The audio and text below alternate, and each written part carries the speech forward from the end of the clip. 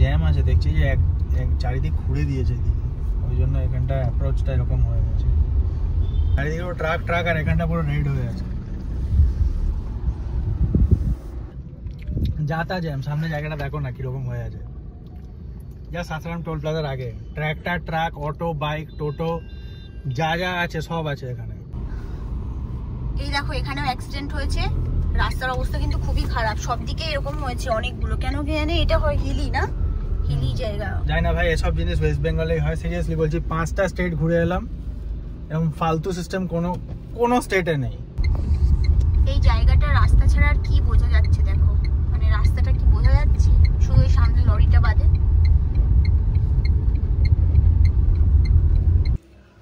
এখন বাজে 10টা 5।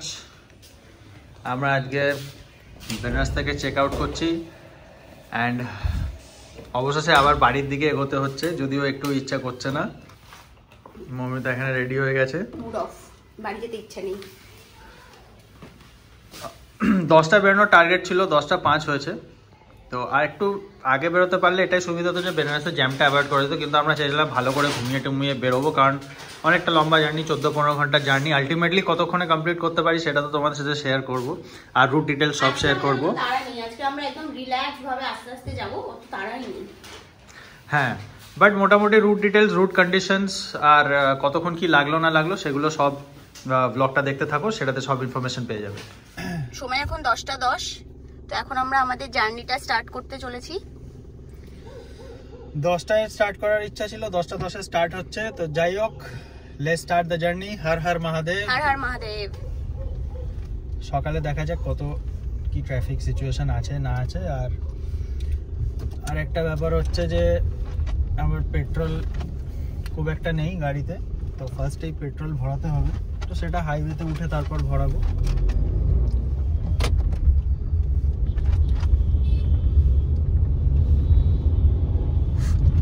দেখো হয় না করে দুবার চলে আসলাম বছরে বেনারস।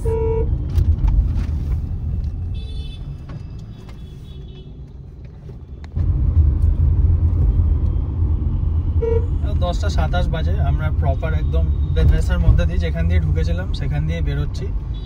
আর বেলা 10:30টার ট্রাফিক কিরকম থাকে বেনারসে দেখে নাও। এই জায়গাটা একটু ফাঁকা আছে, একটু আগে অনেক মানে কনজেস্টেড ছিল। 10:30টার ট্রাফিকটা বদুলি মোড়ে যেতে, তাহলে বুঝে যেতে কি থাকে।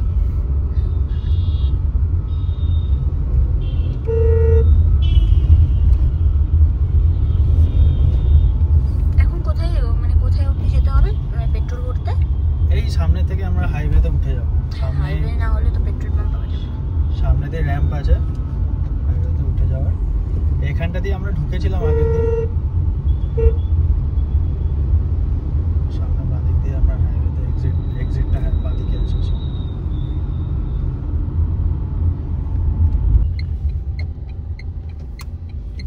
তো বলতে বলতে পেট্রোল পাম্পটাও পেয়ে গেছি,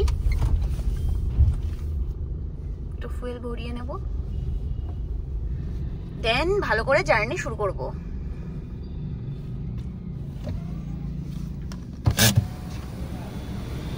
বলে দাও।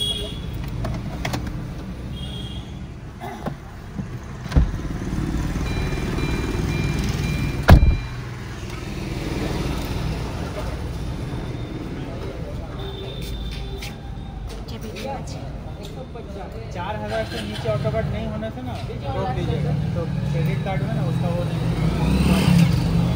होना नहीं चाहिए 4000। এখানে 94.67 করে পেট্রোল, এখান থেকে ফুল ট্যাঙ্ক। हाँ चलो तो चालू कर दीजिएगा, टाइम लगेगा नहीं है तो ठीक है। 94.67 এখানে পেট্রোলের রেট। তো এখান থেকে ফুল ট্যাঙ্ক করাবো, পুরো বিহারে ভরাবো না, বিহারে রেট বেশি, আবার ঝাড়খণ্ডে গিয়ে ভরাবো, সেরকমই প্ল্যান আছে।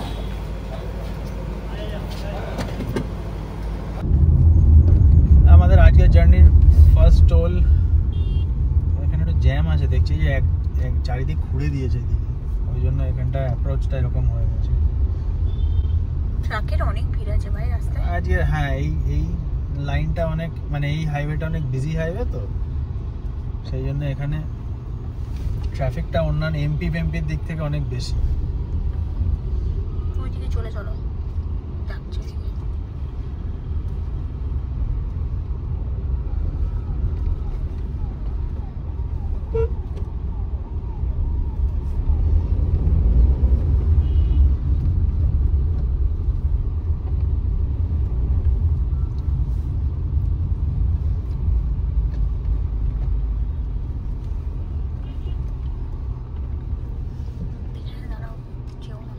এই লাইনটা অনেক গাড়ি টাড়ি ঢুকেছে। ওটাতে মাত্র দুটো আছে না, থাক 2 মিনিটেরই ব্যাপার।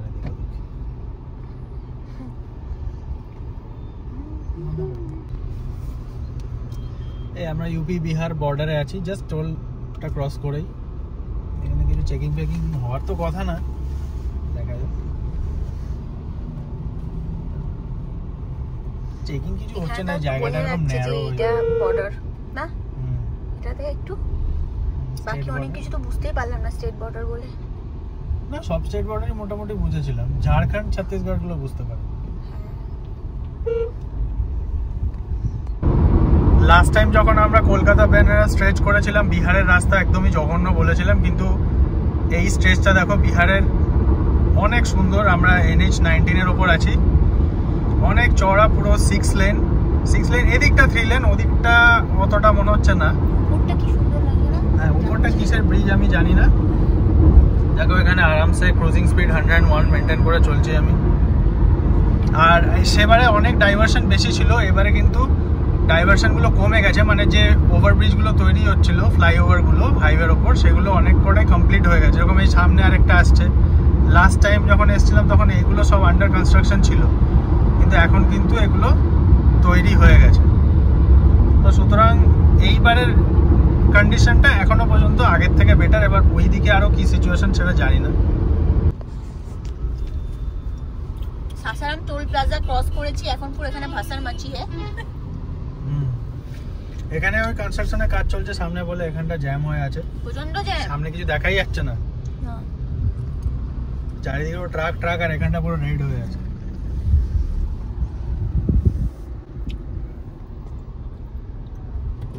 ট্রাক দেখতে দেখতে যাব। বলো, জ্যামে ফেসে গিয়ে কেমন লাগছে তোমার? যা তা জ্যাম, সামনে জায়গাটা দেখো না কিরকম হয়ে আছে। যা সাসারাম টোল প্লাজার আগে ট্রাক, অটো, বাইক, টোটো যা যা আছে সব আছে এখানে। Welcome in Bihar, you are in Bihar baby. সামনে দিয়ে লোকে অনেকে রং সাইডে চলে আসছে, ওই জন্য এই সিচুয়েশন। বুঝে যাও, দেখে নাও, ওই দিক দিয়ে আসছে, এই দিক দিয়ে আসছে, ওই দিক দিয়ে আসছে, সব দিক দিয়ে আসছে। এই ট্রাক্টর পেছনে গিয়ে ট্রাক্টরটা মেরে দিল, গিয়ে এবার দাঁড়িয়ে আছে হাত তুলে।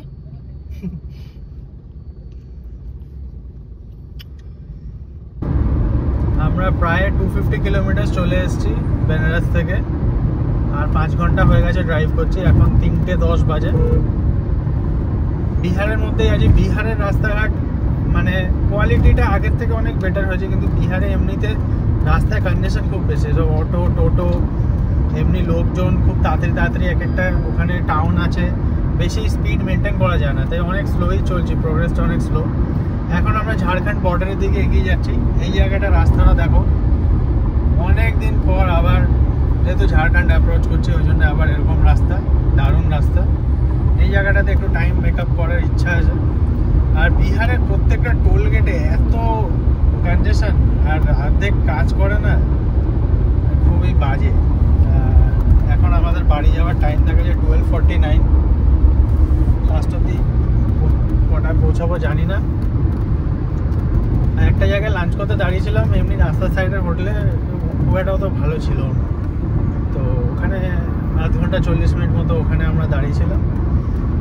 বাকি এখানে এখন এই রাস্তা পেয়েছি, যতটা সম্ভব টানবো। নেক্সট যেটা বড় জায়গা আসবে সেটা হচ্ছে চপারান, যেখানে লাস্টবার আমি ক্ষীরমোহন নিয়েছিলাম। ওখানে ক্ষীরমোহন ফেমাস, তোমাদের দেখিয়েছিলাম। চপারান মোটামুটি আধ ঘন্টায় চলে আসবে হয়তো। চপারান চলে গেলে ঝাড়খণ্ড প্রায় শুরুই হয়ে যায়।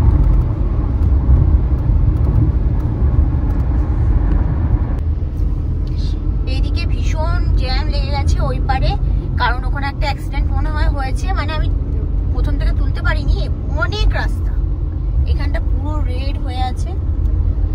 তো ওই পাশটা হয়েছে, না হলে আমরা এখানে দাঁড়িয়ে পড়ে থাকতাম।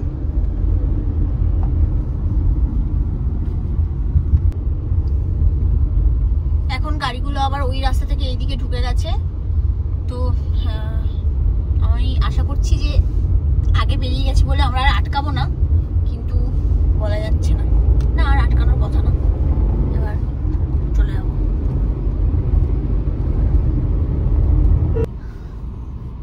দেখো এখানেও অ্যাক্সিডেন্ট হয়েছে, রাস্তার অবস্থা কিন্তু খুবই খারাপ, সব দিকে এরকম হয়েছে অনেকগুলো। কেন কি জানে, এটা হয় হিলি না, হিলি জায়গা অনেকটা।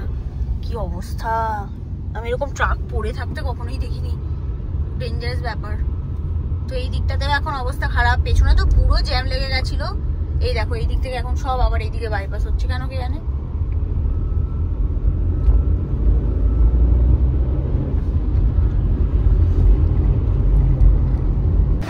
আমরা এখন চৌপাড়ানে দাঁড়িয়ে আছি, যেখান থেকে সবাই ক্ষীরমোহন নেয়, এখানেও পাওয়া যায়, কিন্তু আমরা এখান থেকে নিয়েছি ভুজিয়া, চা আর রাবড়ি নিয়েছি। রাবড়িটা আলাদা জায়গায় আছে।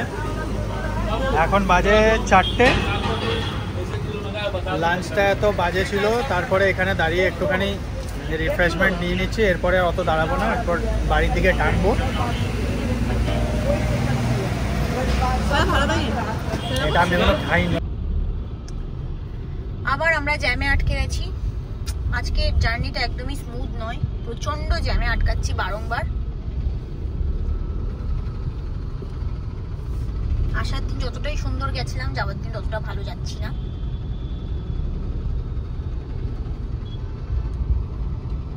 এই যে দেখাচ্ছে কলকাতা সোজা, আর হাজারিবাগ ডান দিকে, আমরা সোজা চলে যাবো। আর এত বড় বড় লরি বেরিয়েছে না, এত স্লো, মানে লরিগুলো এতটাই স্লো, সবই মালবাহী, সেই জন্য বেশি প্রবলেম হচ্ছে রাস্তায়।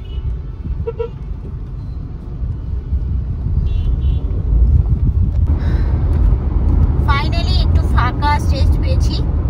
ফাঁকার মধ্যে কিছু ফাঁকার মধ্যে গরু ভেড়া আছে, এদিকে পাহাড় আছে। এইখানটা এসে আমার একটু ভালো লাগছে, শান্তি লাগছে। রে বাবা, এই তো পুরো গরুর দল, আস্তে চালাও। আসলে কি বলতো, ও পাচ্ছে না আর, কারণ কি অনেকক্ষণ ধরে গাড়ি একদমই স্লো যাচ্ছে, প্রচন্ড রাশ ছিল আজকে। আর এই রাস্তাটা খুব সুন্দর, দারুণ সুন্দর। পারছি না মানে স্পিডটা কন্ট্রোলে রাখতে পারছি। হ্যাঁ, পারছি না মানে স্লো চালাতে পারছি না আর। আর এমনিতে অন্ধকার হয়ে যাবে, এরপরে রাত হয়ে যাবে, রাত্রিবেলায় তো অত স্পিড মেনটেন করা যায় না, তো ভিজিবিলিটির খুবই প্রবলেম হয়। দেখো আমাদের কাছে কোনো প্রবলেম নয়, আমাদের কাছে যে লাইট আছে, কিন্তু তাও দেখবে চারপাশটা অন্ধকার থাকলে অত জোরে করে চালানোটা সেফও নয়। তো সেই জন্য ভাবছি যতক্ষণ সূর্য আছে এখনো পর্যন্ত, ততক্ষণ একটু চালিয়ে নিই, তারপরে তো আস্তে হয়ে যেতে হবে। এইবার ভালো লাগছে না, চারপাশে জঙ্গল। এইটা প্রায় যা টাইম দেখাচ্ছে সেই 15 ঘন্টা মতো লেগেই যাবে মনে হচ্ছে পুরো, মানে নর্মাল ব্রেকস নিয়ে। সে তো সবাই ব্রেক নিয়েই চালাবে, কেউ তো আর ব্রেক না খেয়ে না দিয়ে টয়লেটে না গিয়ে তো আর কেউ চালাবে না। তো অ্যাভারেজ টাইম সেই 15 ঘন্টা লেগেই যাচ্ছে 677 কিলোমিটারের জন্য।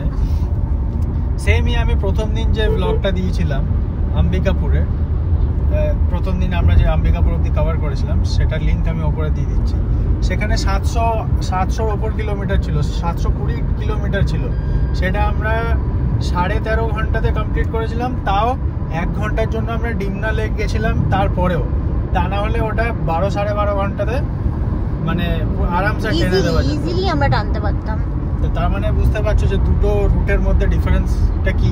অনেকেই কনফিউশনে থাকো যে বান্ধবগড় গেলে বা এমপি গেলে বেনারস হয়ে যাবে না ছত্তিশগড় ঝাড়খণ্ড হয়ে যাবে। তো সেটা আমি দুদিক দিয়ে গিয়ে এসে তোমাদেরকে দুটোরই একদম লাইভ এক্সাম্পল দিয়ে দিলাম যে এই রাস্তাটা অনেক স্লো, না কোনো ভালো মানে সেরকম সিনিক বিউটি আছে, কিচ্ছু নেই। দাদাখানেক ট্রাক পাবে, ওই রাস্তাটার কোনো তুলনাই নেই। হ্যাঁ, তোমরা যদি এই দুটো ভিডিওই মানে পরপর দেখে থাকো, তাহলে প্লিজ তোমরা জানিও যে তোমাদের কোন রুটটা বেশি পছন্দ হলো। তো আর জানানোর কিছু নেই, কারোর এই রুটটা পছন্দ হতে পারে, অন্য কোনো কারণ থাকলে সেই রুটে নিতে পারে, সেটা আলাদা কথা। বাট আমরা কিন্তু এটা ভেবেচিন্তে এইভাবে প্ল্যানও করেছিলাম যে দুটো রুটই যাতে আমরা কভার করতে পারি। না, আমাদের বেনারসও যাওয়ার ছিল, বাট না গেলেও তো চলতো, তাই না? না গেলেও চলতো, বাট ঠিক আছে। বাট যদি কারোর না যাওয়ার থাকে ওদিকে, তাহলে ওই রুট, যে রুটটা দিয়ে ওদিকে আমি গেছিলাম, ওই রুট দিয়ে ব্যাক করতে পারো অনেক আরামসে। ওইটা দিয়ে ব্যাক করো, আমরা তো বলবো সেটাই, কারণ ওটা দারুণ ছিল। এতবার আমরা বলেছি দারুণ, ওই ভিডিওটা দেখলেই তোমরা জানতে পারবে, একটু দেখো। আর এখন তারপর আমরা এইদিকে এই রাস্তাতেই চলি আর কি।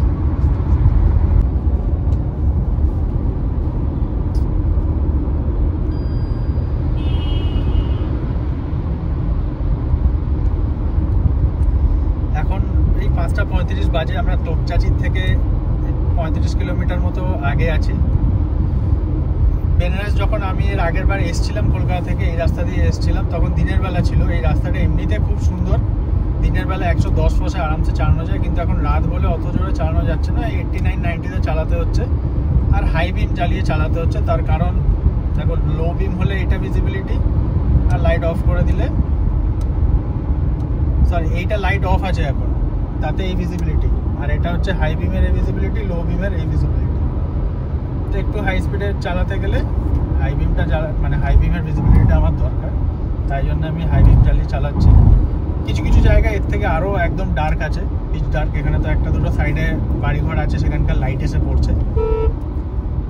দিনের বেলা এখানে 110 বসে আরামসে গাড়ি চালানো যায়, রাস্তা এমনিতে খুব ভালো।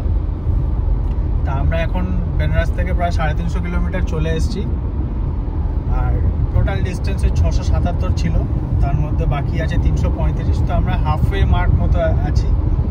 প্রোগ্রেস খুবই স্লো ছিল, কারণ বিহারের রাস্তার কন্ডিশন এক, আর সেকেন্ড অফ অল এত আজকে ট্রাক আর ওইসব আছে বিহারের মধ্যে, ম্যাক্সিমামটা পেয়েছি যে সেরকম স্পিড মেনটেনই করা যায়। অন্যান্য দিন আমরা অনেক বেশি স্পিড মেনটেন করে চলেছি। যাই হোক, এমনিতে তাড়াহুড়ো করার কিছু নেই, যা সিচুয়েশন থাকবে সেইটার মধ্যে দিয়ে চালাতে হবে। কিন্তু রাস্তাটা দারুণ, দিনের বেলায় হলে আরো ভালো বোঝা যেত। দিনের বেলায় এর আগের আমাদের বেনারসের আসার ভিডিওতে এই রাস্তাটা, এই সেম রাস্তাটাই আছে, সেখানে গিয়ে দিনের বেলা দেখে নিতে পারো। সারফেসটা অসাধারণ, একদম প্লেন। আর এখানে নেক্সট একবার ঝাড়খণ্ডে থাকতে থাকতে পেট্রোল ভরে নেব। তোপচাচির একটু পরেই ওয়েস্ট বেঙ্গল স্টার্ট হয়ে যাবে, তোপচাচির আশপাশ দিয়ে আমি পেট্রোলটা ভরিয়ে নেব। আর বাড়ি পৌঁছাতে দেখাচ্ছে মোটামুটি 1টা বাজবে। তো যা সিচুয়েশন, তাতে আমার মনে হয় না সেই টাইমটা খুব একটা মেকআপ হবে বলে, ওই 1টার আশপাশ দিয়ে পৌঁছাবো বাড়ি। দেখতে পাচ্ছ এই ট্রিপে 2000 কিলোমিটার হতে চলেছে, এই হয়ে গেল।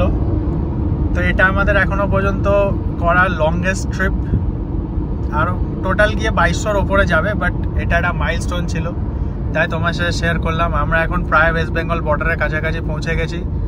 টাইম এখন হয়েছে 6:35, এখনও 275 মতো কিলোমিটার বাকি আছে। ধানবাদের কাছাকাছি আছি, ধানবাদ ঢুকে যাব যে কোনো টাইমে। বাকি রাস্তা এই সেক্টরটার রাস্তা খুবই ভালো ছিল, এখনও ভালোই চলছে, কোনো অসুবিধা নেই। এখন 8:15 বাজে, আমরা দুর্গাপুর ক্রস করছি। এখান থেকে আর 173 কিলোমিটার মতো। এইটা কি দুর্গাপুরের মলটা না? City centre. এদিকে এখনো পর্যন্ত রাস্তা ভালোই আছে, খারাপ না। শুধু একটাই যেটা ওয়েস্ট বেঙ্গলের প্রবলেম, যে ওই গার্ড রেল দেওয়া, সেটা আমি এতটা ট্রিপে কোথাও খুঁজে পাইনি। ওই জ্যামটাই ঝাড়খণ্ড বর্ডার থেকে যখন ওয়েস্ট বেঙ্গল, ঝাড়খণ্ড ক্রস করে ওয়েস্ট বেঙ্গল ঢুকেছি, তখন ওই জ্যামটায় ফেঁসেছি, আরও 2-1 ওই জ্যামে ফেঁসেছি। পুলিশ এখানে ট্রাক দাঁড় করিয়ে পুরো জ্যাম লাগিয়ে দেয়। এইটা আমি আর কোনো স্টেটে দেখিনি, এখানেই দেখলাম। আর ওই গার্ড রেল, আদারওয়াইজ এমনি রাস্তা এখনো পর্যন্ত ভালোই আছে। আগে গিয়ে কী হবে বলতে পারবো না।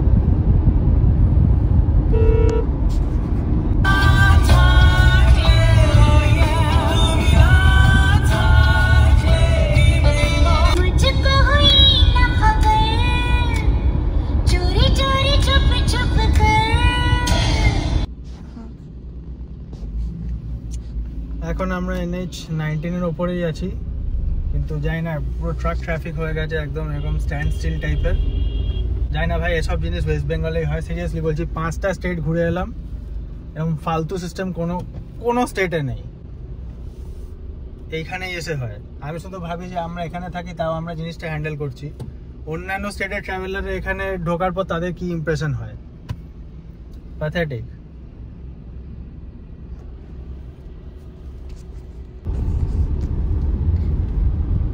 তোমরা কতটা বুঝতে পারছো বলতে পারবো না, বাট এইভাবে ধুলো উঠছে। একটু আগে পুরো ভিজিবিলিটি বলে কিছুই ছিল না, আর ক্যামেরাতে তো তাও বোঝা যাচ্ছে যাচ্ছে না, কিন্তু সামনে মানে একটা ওই ট্রাকটা বাদে আর কিছুই দেখা যাচ্ছে না। ওই জন্য আমি এখন নিজে আগে করছি না, সামনে কোনো ভেহিকেল রেখে তবেই করছি। খুবই বাজে, বোঝা যাচ্ছিল না কারণ এখানে কোনো লাইট নেই আর হঠাৎ করে ডাইভারশন আছে। একটু আগে আরো অনেক বেশি ছিল, এখন তো তাও একটু মনে হচ্ছে দেখা যাচ্ছে। আমি সামনে একটা গাড়ি রেখে সেটার পেছনে যাচ্ছি।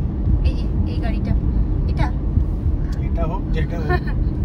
সামনে একটু আগে আমি পুরো আগে চলে এসেছিলাম, কোনো গাড়ি ছিল না, কিছু বোঝা যাচ্ছিল না। রাত্রিবেলায় এখন আসার এক্সপেরিয়েন্সটা আমাদের খুবই বাজে। এই রাস্তাটা ইটসেলফ বাজে। আমরা যখন গেছিলাম বম্বে রোডের সাইড দিয়ে, ওদিকের রাস্তাঘাট অনেক ভালো, সেটাও রাতে গেছিলাম। বাট এই দিল্লি রোডের সাইডটা পুরো এখনো আন্ডার কনস্ট্রাকশন আছে আর খুবই প্যাথেটিক। 3টে লেন বানিয়ে শুধুমাত্র ট্রাকই যাচ্ছে, এমনি গাড়ি কোনো আর সেই জায়গা নেই। লেনগুলো হঠাৎ করে একটা লেনে মার্জ হচ্ছে, সেখানে বিশাল ট্রাকের জ্যাম হয়ে যাচ্ছে। আর এটার কোনো সিস্টেমও নেই, সিস্টেমও নেই, কিছুই নেই, কোনো পুলিশও নেই। যেখানে পুলিশ থাকার দরকার সেখানে থাকে না, যেখানে থাকার দরকার নেই সেখানে পুলিশ থাকে। অদ্ভুত ব্যাপার। যাই হোক, এটা কি এরকম? তো আমি আমার জীবনে এতবার যাতায়াত করি, আমরা ঘুরতে যাই, এরকম আমি কখনো দেখিনি। এইভাবে ধুয়ো উড়ে উড়ে আসে, কিছু দেখা যায় না। সিরিয়াসলি এটা একদম অন্যরকম জিনিস দেখলাম এবার। এটা ধোঁয়াশাই, তুমি আমার সাথে তর্ক করো না, এটা ধোঁয়াশাই বলে। তো সবাই ইন্ডিকেটর জ্বালিয়ে একদম যাচ্ছে রাস্তা দিয়ে, কারণ নিজের উপরে বিশ্বাস থাকলেও পেছনের কারোর উপরে কারোর বিশ্বাস নেই, সেই জন্য ইন্ডিকেটর চালিয়ে যাওয়াটাই সেফ। আর ভালো লাগছে না, এবার কখন যে বাড়ি পৌঁছাবো ফিলিংস হয়ে যাচ্ছে আমার। লাস্টের দিকে এসে রাস্তা এত খারাপ। লাস্টের দিকে এসে রাস্তা খারাপ, আর আমি জানি না 60 কিলোমিটার যেতে 2 ঘন্টা লাগবে দেখাচ্ছে। তার মানে বুঝে যাও কি অবস্থা। এখানে আবারও আসলে সব প্রচুর ডাইভারশন আছে ওই জায়গাতে, ওই 3টে-4টে লাইনগুলো এক জায়গায় করছে, তাহলে স্বাভাবিক ব্যাপার ওখানে পুরোই আটকে যেতে হবে। এগুলো কোনো ওরা মেনটেনই করতে পারে না ভালো করে। ক্যামেরা তো পুরো পরিষ্কার দেখাচ্ছে, বোঝাই যাচ্ছে না যেটা আমরা দেখতে পাচ্ছি। বেসিক্যালি সামনে কিছু দেখা যাচ্ছে না একটা গাড়ি বাদে।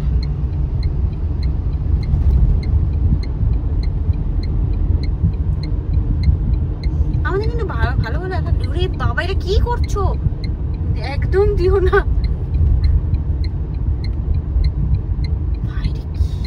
চারপাশটা দেখি বুঝতে পারছো? পুরো এইটাতে বোঝা যাচ্ছে যে এই পাশ থেকে ওই ধোঁয়াটা উঠছে। ভাই,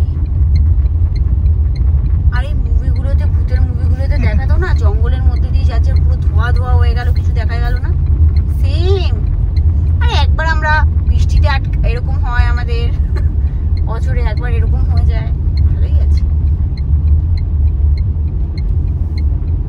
এইটা পুরো ভুতুড়ে সিন মনে হচ্ছে, পরে তুমি ভিডিওটা দেখলে বুঝতে পারবে। এটা পুরো মনে হচ্ছে কই হে একটা ছিল না হতো। এই জায়গাটা রাস্তা ছাড়া আর কি বোঝা যাচ্ছে দেখো, মানে রাস্তাটা কি বোঝা যাচ্ছে শুধু ওই সামনে লরিটা বাদে।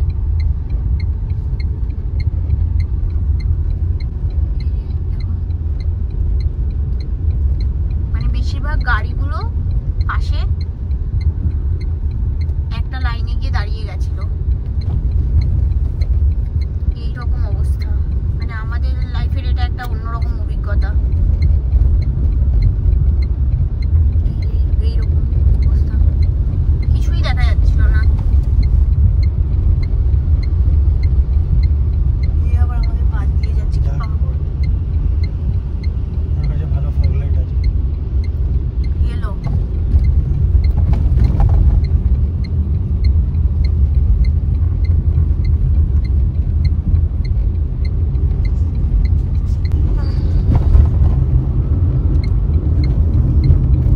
দক্ষিণেশ্বর ব্রিজের উপর দিয়ে যাচ্ছি, চেনা জায়গা চিনতে পারছি না, এত ফগ। আর বাড়ির কাছে এত ফগ, এটা আমি মানে এক্সপেকটেশনের বাইরে। এরপর তো বেলঘড়ি এক্সপ্রেসওয়ে তো মনে হচ্ছে এরকম ফগ থাকবে, এরকম ফগ বেলঘড়ি এক্সপ্রেসওয়েতে আমি কোনোদিন দেখিনি।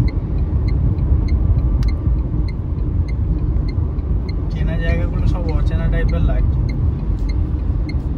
হঠাৎ করে এত ফগ আমি জানি না কেন, আমি তো 7-8 দিন পর এখানে ফিরছি, এখানে বৃষ্টি হচ্ছিল শুনলাম, তার জন্য হলো না, কিসের জন্য হলো জানি না। কারণ আমরা তো সারাক্ষণ এসব জায়গা দিয়ে যাতায়াত করতেই থাকি উইন্টারে, প্রতি বছরই এরকম ফগ কখনো কোনোবার দেখিনি, এবার ফার্স্ট টাইম দেখছি।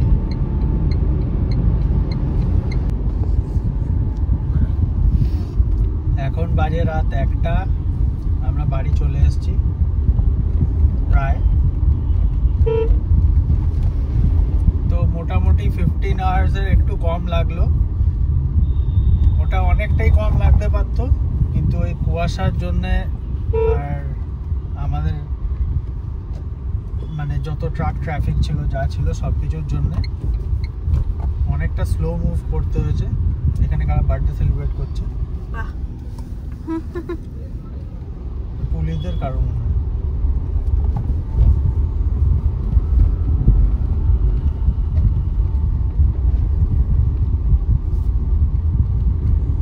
তো মোটামুটি রোড কন্ডিশন তোমাদেরকে দেখিয়ে দিলাম।